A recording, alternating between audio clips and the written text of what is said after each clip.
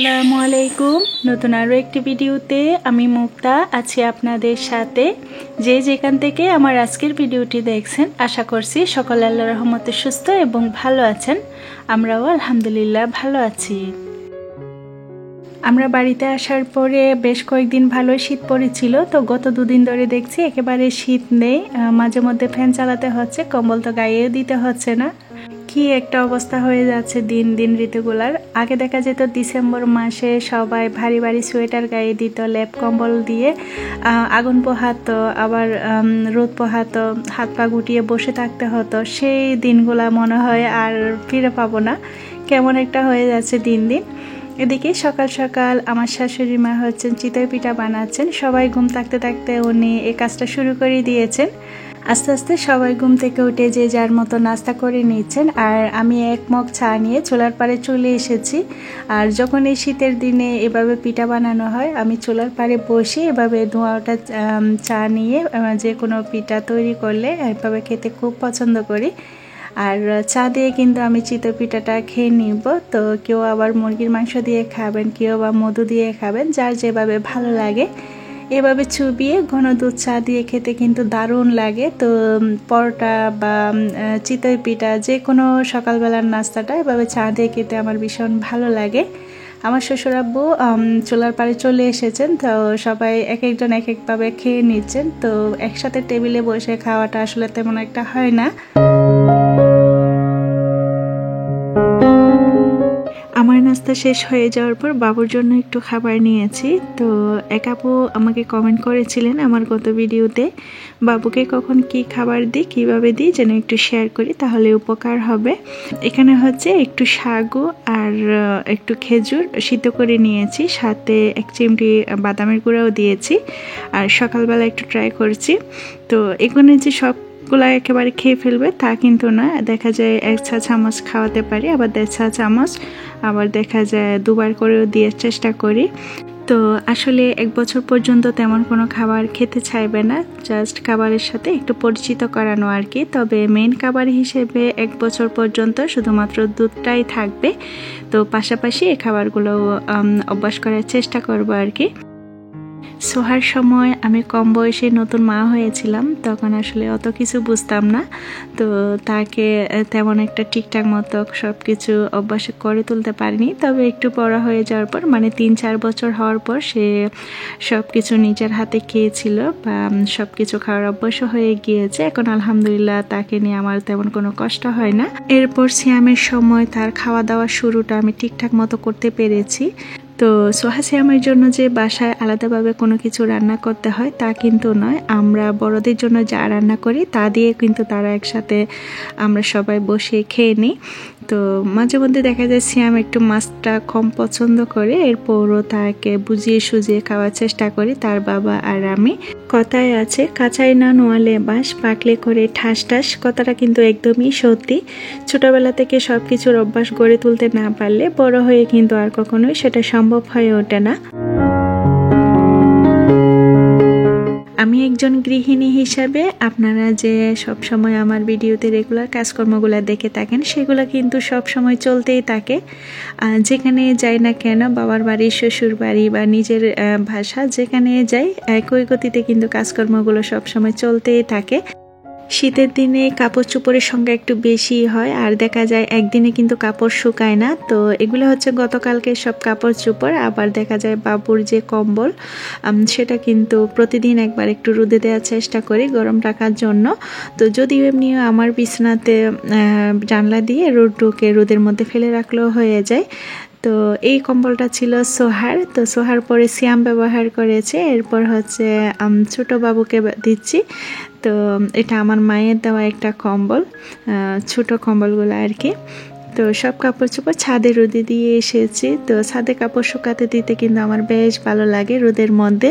দীর্ঘ 1 বছর পর আবারও ছাদে কাপড় শুকাতে দিলাম। তো প্রতি ডিসেম্বরে আসলে ছাদে কাপড় শুকাতে দেওয়া হয়, এমনি নর্মাল দিনে আসলে তেমন একটা দেওয়া হয় না, বারান্দার মধ্যে দিয়ে রাখলে শুকিয়ে যায়। এটা হচ্ছে নতুন বিল্ডিংটা, তো কাজটা মোটামুটি শেষ পর্যায়ে, দেখে হয়তো বুঝতে পারছেন আর 3-4 মাস বা বড় জোর 6 মাস লাগতে পারে পুরোপুরি ঘরটা রেডি হয়ে যেতে। তবে কাজটা আসলে একটু আস্তে ধীরে করানো হচ্ছে, যার কারণে একটু দেরি হচ্ছে। আমার অনেক আপুরাই জানতে চেয়েছিলেন আমার শ্বশুরবাড়ি চট্টগ্রামের কোন এলাকায়, তো আসলে ওভাবে ভিডিওতে বলতে পারছি না ডিরেক্টলি, কিছু প্রাইভেসি তো অবশ্যই আছে। তো কমেন্টে আমি মোটামুটি বলার চেষ্টা করেছি যতটুকু সম্ভব। তো আপনারা আরও বলেছিলেন আমার শ্বশুরবাড়ির ব্লগ ভিডিও শেয়ার করার জন্য, তো চেষ্টা করছি একটু একটু করে আপনাদের সাথে শেয়ার করার জন্য। তো আশা করছি আপনাদের ভালো লাগবে। যদি ভালো লেগে যায় তো প্লিজ একটি লাইক করতে ভুলবেন না। আর আপনি যদি আমার ভিডিওতে আজ নতুন হয়ে থাকেন তো আমার চ্যানেলটি চাইলে ভিজিট করে আসতে পারেন। যদি অন্যান্য ভিডিওগুলো দেখে ভালো লেগে যায় তো চাইলে আমার চ্যানেলটি সাবস্ক্রাইব করে পাশে থাকা অল অপশনটি প্রেস করে রাখতে পারেন। কাজগুলো যদি আপনি অলরেডি করে থেকে থাকেন তো আপনাকে জানাই অসংখ্য ধন্যবাদ। সোহার বাবার নতুন বিল্ডিংটা ওভাবে আর তেমন কিছু ডিটেলসে আপাতত বলছি না, তো কোথায় কি করা হচ্ছে তো পুরোপুরি রেডি হয়ে যাওয়ার পর ইনশাল্লাহ সব ডিটেলসে শেয়ার করব। আজকের ভিডিওতে আমার ভয়েসটা আপনাদের কাছে একটু অন্যরকম লাগতে পারে। আসলে আমি সব সময় দিনের বেলায় ভয়েস ওভার করি, তো আজকের ভিডিওতে হচ্ছে আমি অনেক রাত্রে ভয়েস ওভার করছি বাবুকে ঘুম পাড়িয়ে, সেই সাথে সবাই ঘুমিয়ে যাওয়ার পর। তারও একটা কারণ আছে, আসলে দিনের বেলায় হচ্ছে এখানে চারদিকে প্রচুর শব্দ থাকে। তো আগে দেখা যেত যে অ্যাপস দিয়ে আমি ভিডিও এডিট করতাম সেখানে রিডিউস নয়েজ বলে একটা অপশন ছিল, তো সেটা আমি অন করতাম। তো এখন হচ্ছে সেই অপশনটাতে তারা প্রো অ্যাড করে দিয়েছে, তো যার কারণে সেটা আর এখন আপাতত ব্যবহার করতে পারছি না। তো যার কারণে দিনের বেলায় আমি ভয়েস ওভারও করতে পারছি না। তো বিষয়টা আশা করি আপনারা বুঝে নেবেন। আর এটা হচ্ছে সেকেন্ড ফ্লোরের টাইলস মোটামুটি শেষ হয়ে গিয়েছে, আর এটাই হচ্ছে মূলত আমাদের ফ্লোরটা আর কি। তো কিচেনের কাজটা কেমন হয়েছে আপনারা জানাতে ভুলবেন না, ডিজাইনটা কেমন হয়েছে। আর এখানে প্রতিটা কিছু কিন্তু সোয়ার বাবা আর আমি পছন্দ করে করে সব লাগিয়ে নিচ্ছি, মানে সাজিয়ে নিচ্ছে আর কি। আর এটা হচ্ছে বেসিনের পেছনের ওয়ালের টাইলসটা, তার সাথে ম্যাচ রেখে ফ্লোরের টাইলসটা পছন্দ করেছিলাম।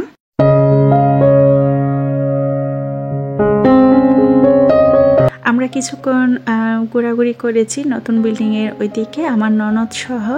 তো এবার হচ্ছে এদিকে আমার ননদ রান্নাবান্নাগুলো করে নিয়েছেন, বিভিন্ন ধরনের সবজি মিক্স করে একটা মিক্স সবজি রান্না করছেন, নিরামিষ সবজি হবে আর কি। তো এখানে সব ধরনের মশলা কষিয়ে নিয়ে তারপর সবজিগুলো অ্যাড করে দিবেন।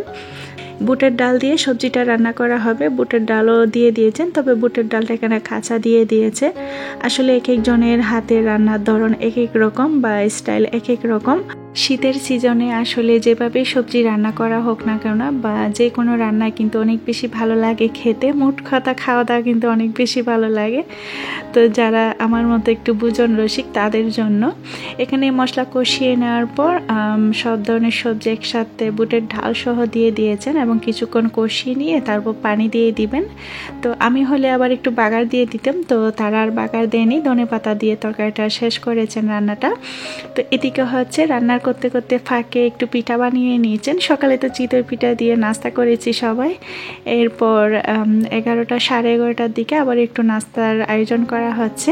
এখানে ময়দার মধ্যে কিছু সবজি অ্যাড করেছেন, টমেটো, ধনেপাতা, তো হাতের কাছে যা ছিল তা আর কি। একটা ডিম দিয়েছেন, বেকিং পাউডার, বেকিং সোডা, লবণ, একটু চিনি, সব কিছু দিয়ে জাল পোয়া পিঠার মতো বানিয়ে নেওয়া হচ্ছে, অনেকটা পাকোড়ার মতো বলতে পারেন। চাইলে এখানে গাজর বা বিভিন্ন ধরনের শাক অ্যাড করা যাবে। এবার অল্প অল্প নর্মাল টাইপের পানি দিয়ে একটা ব্যাটার তৈরি করবেন। তো ব্যাটারটা হবে একটু ঘন টাইপের, যেন হাত থেকে নিলে পাকোড়ার শেপে পরে আর কি, ওভাবে রাখা হবে। এদিকে তরকারিটাও রান্না হচ্ছে, পাশে ভাতটা হয়ে গেলে তারপর হচ্ছে পিঠাগুলা বানিয়ে নেবেন। আর সাথে মাছ আছে, মুরগি আছে, তো একে একে পর্যায়ক্রমে সব রান্না করে নেওয়া হবে। আজকে হচ্ছে পাঙ্গাস মাছ রান্না করা হচ্ছে, সেই সাথে ব্রয়লার মুরগি। তো পাঙ্গাস মাছটা আমরা আসার আগে আমার শ্বশুরাব্বু কিনে রেখেছিলেন। এটা পুকুরের পাঙ্গাস মাছ ছিল, বেশ বড় একটা, তেমন একটা চর্বি ছিল না। আর পাঙ্গাস মাছ আমি খেতে পারি, আমার ভালো লাগে। তো অনেকে আছেন পাঙ্গাস মাছটা পছন্দ করে না, তো তাদের ফ্যামিলিতেও আছে অনেকে পাঙ্গাস মাছটা খেতে চায় না। তো মুরগিও রান্না করা হচ্ছে, যে যেটা পছন্দ করে খেয়ে নিবা আর কি। এদিকে জাল পোয়া পিঠাগুলা রেডি হয়ে যাচ্ছে একে একে, আর আমরা সাথে সাথে শেষ করে ফেলছি। এতটাই মজার হয়েছিল, আর গরম গরম খেতে কী যে ভালো লাগছিল। তো ঠান্ডা হওয়ার পরে কিন্তু খেতে ভালো লাগে, সারাদিন কিন্তু সফট থাকে, যেহেতু ময়দা দিয়ে তৈরি করা হয়েছে, এখানে চালের গুঁড়া ব্যবহার করা হয়নি। আর কম তেলের মধ্যে পিঠাগুলা সব বানিয়ে নিয়েছেন, আমি শুধু তাকিয়ে আছি এত কম তেলে কীভাবে পিঠাগুলা বানিয়ে নেওয়া সম্ভব হয়েছে। যাই হোক, এদিক থেকে মশলাগুলা কষিয়ে নেওয়ার পর তারপর মাছগুলা দিয়ে দিয়েছেন। আর মাছগুলো আগে থেকে ভেজে নেওয়া হয়নি, আমি হলে একটু আবার ভেজে নিতাম। তো মশলা কষিয়ে কিন্তু এইভাবে রান্নাটাও ভালো লাগে, এভাবে কিন্তু মাঝে মধ্যে রান্না করা হয়।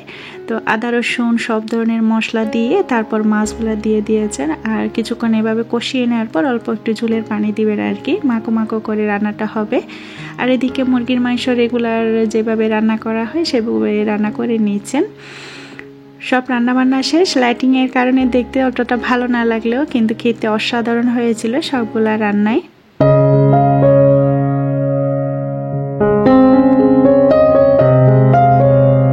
আমরা যেদিন এসেছিলাম আমার ননদও বাচ্চাদের পরীক্ষা শেষে সেদিনই এসেছিলেন, তো যার কারণে আমাদের আনন্দটা আরও একটু বেশি বেড়ে গিয়েছিল। প্রতিদিন বিকালবেলা দুপুরে খাওয়া দাওয়া শেষ করে দেখা গিয়েছে আমরা বের হয়ে গিয়েছি, আশেপাশে সবাইকে দেখতে যাচ্ছি, একটু রাস্তা দিয়ে হাঁটছি। তো আসলে মানুষজনের অত চলাচল নেই, যার কারণে রাস্তাঘাট খুব সুন্দর ফাঁকা এবং সুন্দর মতো হাঁটাহাঁটি করতে পেরেছেন। যদিও আমরা বাড়ির বউ। এবার চলে যাচ্ছি আমার নানা শ্বশুর বাড়ি। আমার নানা শ্বশুর নানি শাশুড়ি আলহামদুলিল্লাহ এখনো জীবিত আছেন, তবে আমার নানি শাশুড়ি হচ্ছেন একটু অসুস্থ হয়ে পড়েছেন। তো অসুস্থ হলেও আমাদের সাথে ঠিকঠাক মতো সব কিছু কথাবার্তা বলতে পারছেন, আমাদেরকে চিনতে পারছেন। মাঝখানে একটা বড় পুকুর, পুকুরের এক পাশে হচ্ছে আমার শ্বশুর বাড়ি, আরেক পাশে হচ্ছে নানা শ্বশুর বাড়ি, খুবই কাছে। তো হেঁটে আমরা চলে যেতে পারি, 2-3 মিনিটের রাস্তা আর কি। তো আমরা চলে যাচ্ছি আমার ননদ সহ, আমার যা সহ। যাওয়ার পথে লোকেশনটা খুবই সুন্দর, এক পাশে মসজিদ, আমার শ্বশুর বাড়ির এলাকা নানা শ্বশুর বাড়ির এলাকার মসজিদ কিন্তু একটাই। তো আরেক পাশে হচ্ছে মসজিদের অপোজিট আর কি প্রাইমারি স্কুল, তো আরেক দিকে হচ্ছে মাদ্রাসা, সব কিছু একসাথে, কিন্তু দেখতে বেশ ভালো লাগে জায়গাটা। তো সেটাও আপনাদের সাথে একটু শেয়ার করেছি। আর এই যে চলে এসেছি নানা শ্বশুর বাড়ি, এখান থেকে হচ্ছে মূলত আমার নানা শ্বশুর বাড়ি শুরু।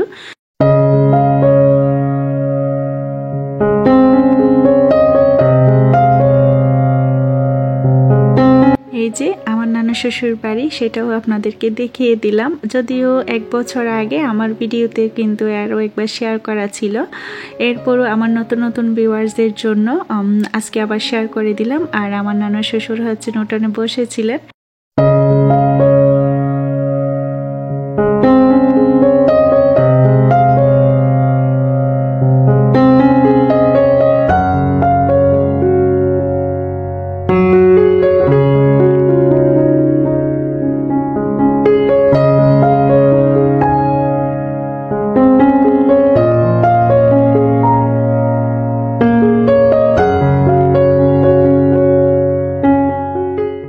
আজকের ভিডিওটা এ পর্যন্তই। আল্লাহ সবাইকে সুস্থ রাখুন, ভালো রাখুন সে কামনা করে, আর আমার পরবর্তী ভিডিও দেখার আমন্ত্রণ জানিয়ে আজকের ভিডিওটা এখানেই শেষ করছি। আল্লাহ হাফেজ, আসসালামু আলাইকুম।